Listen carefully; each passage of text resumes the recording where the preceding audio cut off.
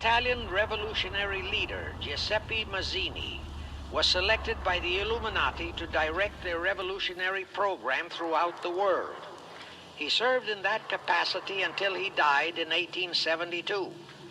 But some years before he died, Mazzini had enticed an American general named Albert Pike into the Illuminati. Pike was fascinated by the idea of a one-world government, and ultimately he became the head of this Luciferian conspiracy. Between 1859 and 1871, he, Pike, worked out a military blueprint for 3 world wars and various revolutions throughout the world, which he considered would forward the conspiracy to its final stage in the 20th century. Again, I remind that these conspirators were never concerned with immediate success. They always operated on a long-range view. Pike did most of his work in his home in Little Rock, Arkansas. But a few years later, when the Illuminati's lodges of the Grand Orient became suspect and repudiated because of Mazzini's revolutionary activities in Europe, Pike organized what he called the New and Reformed Palladian Rite. He set up 3 supreme councils, one in Charleston, South Carolina, one in Rome, Italy, and the 3rd in Berlin, Germany. He had Mazzini establish 23 subordinate councils in strategic locations throughout the world. These have been the secret headquarters of the world revolutionary movement ever since. Long before Marconi invented radio, the scientists in the Illuminati had found the means for Pike and the heads of his councils to communicate secretly. It was the discovery of that secret that enabled intelligence officers to understand how apparently unrelated incidents, one such as the assassination of an Austrian prince at Sarajevo, took place simultaneously throughout the world, which developed into a war or a revolution. Pike's plan was as simple as it has proved effective. It called for communism, Nazism, political Zionism, and other international movements be organized and used to foment 3 global world wars and at least 2 major revolutions.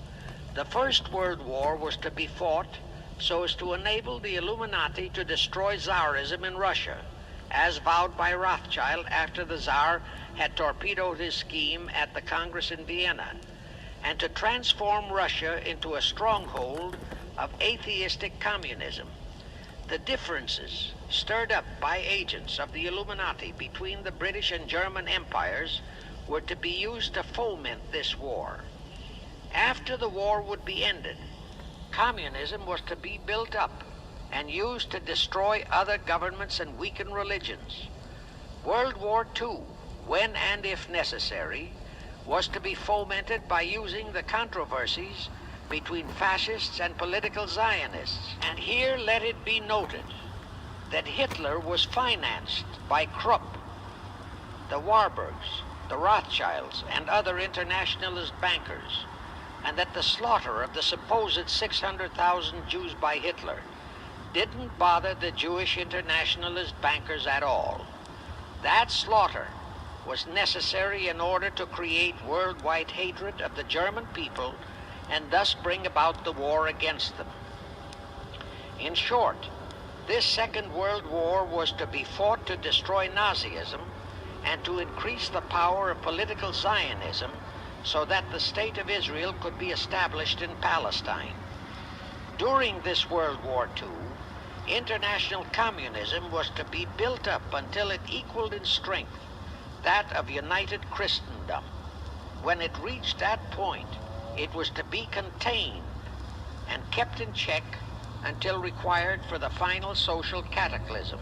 World War III is to be fomented by using the so-called controversies the agents of the Illuminati, operating under whatever new name, are now stirring up between the political Zionists and the leaders of the Muslim world.